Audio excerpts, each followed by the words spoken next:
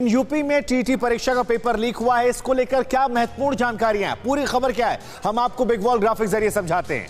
तो देखिए, आज एग्जाम वाले दिन ही टीटी परीक्षा का पेपर जो था वो व्हाट्सएप पर लीक हो गया और ये बहुत बड़ी बात है। बड़ी बात इस लिहाज से है क्योंकि 21 लाख छात्र ऐसे हैं जो इस परीक्षा में शामिल होने वाले थे, अलग अलग इलाकों में तैयारी करके पेपर देने गए थे।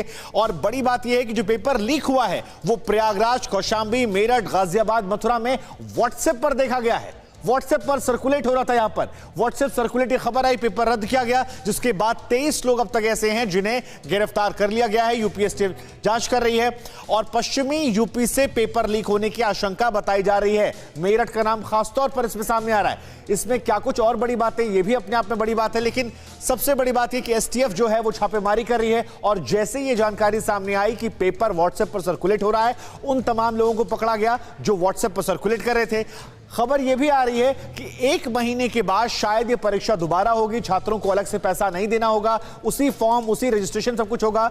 लेकिन छात्र कह रहे हैं कि साहब, हम दूर दराज से तैयारी करके यहां तक पहुंचे थे, आना जाना, रहना, खाना पीना, ऐसे तमाम खर्चे होते हैं।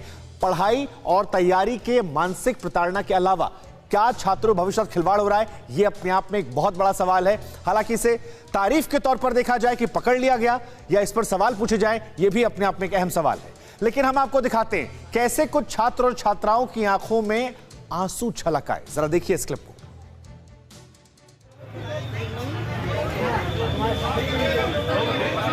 नील,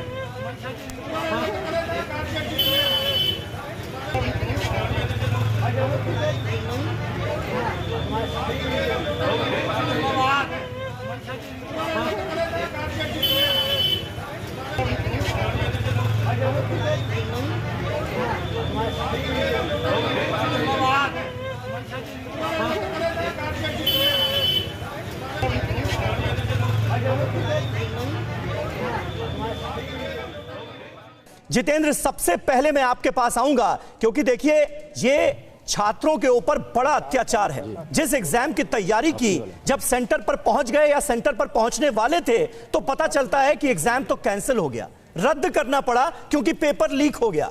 ये जो भारी अव्यवस्था है वो तो दर्शा ही रहा है, लेकिन छात्र इस वक्त किस मुसीबत का सामना कर रहे हैं, जरा बताएं। समीर, यहाँ जिस सेंटर में खड़ा हूँ, यहाँ तो परीक्षा शुरू हो चुकी थी और लगभग आधे घंटे बाद छात्रों से ओमर शीट वापस ली। अच्छा, उस समय कैसा मंजर था? इस सेंटर के प्रिंसिपल जो हैं देव कुमार जी हमारे साथ हैं, ये बताइए कि वो छात्रों के लिए कितना मुश्किल वक्त रहा होगा जब आधे घंटे बाद उन्हें पता लगा परीक्षा शुरू कर चुके थे आंसर देना, उसके बाद में वापस किया।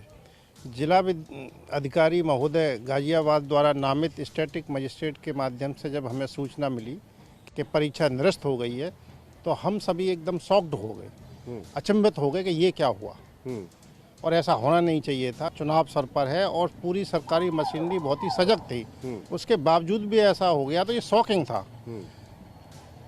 इसका जो है क्रॉस वेरिफिकेशन के लिए हमने अपने शिक्षा अधिकारी से बात करी तो शिक्षा अधिकारी ने अपनी सहमति जताई कि हाँ ऐसा हुआ है, आप परीक्षा निरस्त कर दीजिए, ओएमआर कलेक्ट कीजिए, बच्चों को कीजिएगा। कुछ छात्रों की आंखों में आंसू भी थे, दूर दूर आए थे, दूर दूर से बच्चे आ रहे हैं, उनकी आंखों में आंसू। जितेंद्र, ये बड़ी जानकारी आप दे रहे हैं कि गाजियाबाद में एक सेंटर पर पेपर पहंच गया था, एग्जाम शुरू हो गया था, उसके बाद पता चला कि पेपर लीक हो गया है, क्योंकि अभी प्रशासन की तरफ से ये जानकारी दी गई कि